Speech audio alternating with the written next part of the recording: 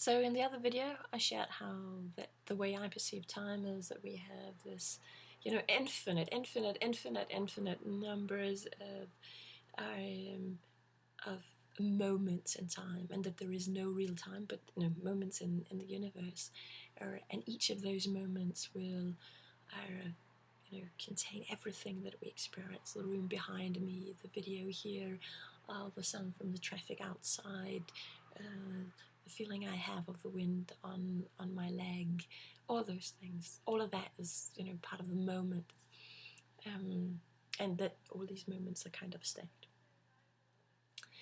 In NLP, neuro-linguistic programming it's called, but it's kind of a psychology, and NLP describes, or it comes up with a model of how we keep track of things in our minds.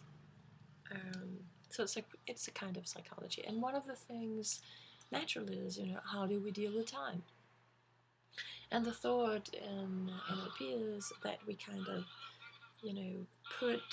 we create a timeline. We create the timeline, and we do that by putting our experiences, our past experiences, onto the line, and then we are in the now, and then onwards from there we have our projected ideas of what's going to happen in the future.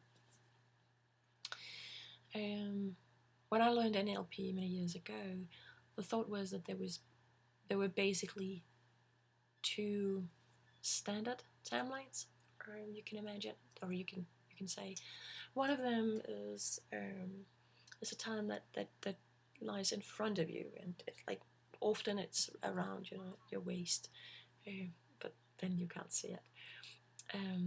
So you will usually have the past out to your left, and then you will have now in front of you, and then you will have the future out to your right.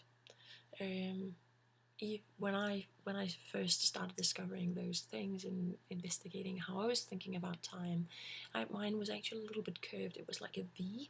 It gave me a better sense of an overview of the time, and at that time I was really good at planning.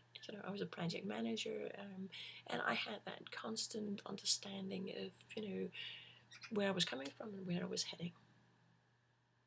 So it was very much looking from the outside on time. The other standard way of thinking of time is like usually going through your waist, but you have your future out in front of you, so you can see where you're heading, and you have the past behind you. And that means that the moment is you're settled in the now, which is going through you. It has a different way. It's a lot about putting the past behind you, or so more able to focus on the future, because you simply don't see the past, right?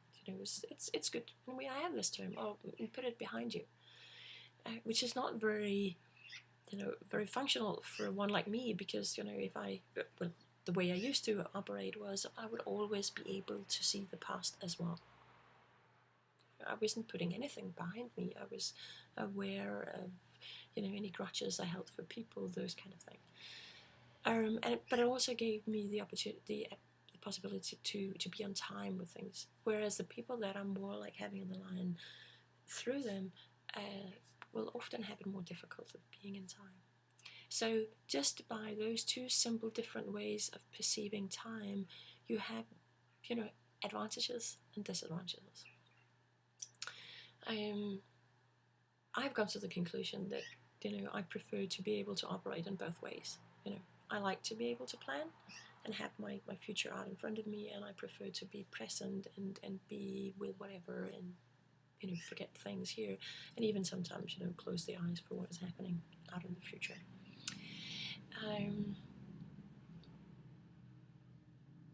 I have come across a few people that have different timelines, or other types of timelines,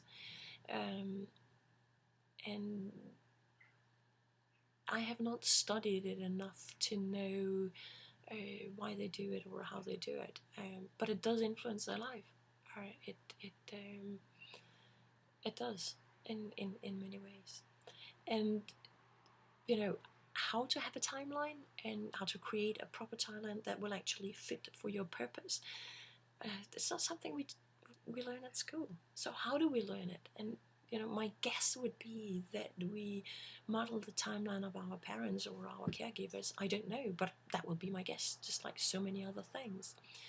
And if we have parents with timelines, it might be more difficult, or we might have people with, our mom might have one timeline and our dad might have another one, and how do we deal with it, and what have we been influenced with? Might we have something looming out in the future that we don't want to see, so we don't, we put the future out so we don't have to deal with it, and that makes it difficult for us to plan. Do we have light on it, like emotionally light, and that kind of thing? And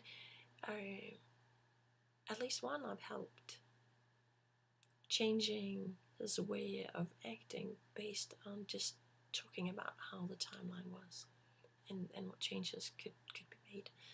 And personally, I'm a pretty good example that it's possible to use your timeline in two different ways, so you don't have to give up your way of doing.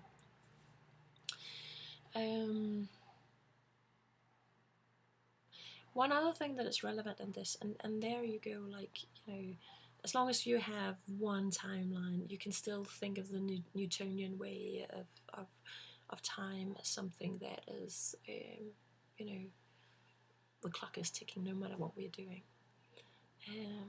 But it's possible to have multiple timelines.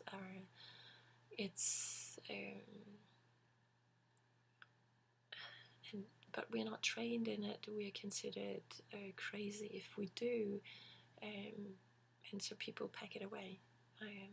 But yeah, I can go out and see multiple timelines of mine, which is kind of fascinating.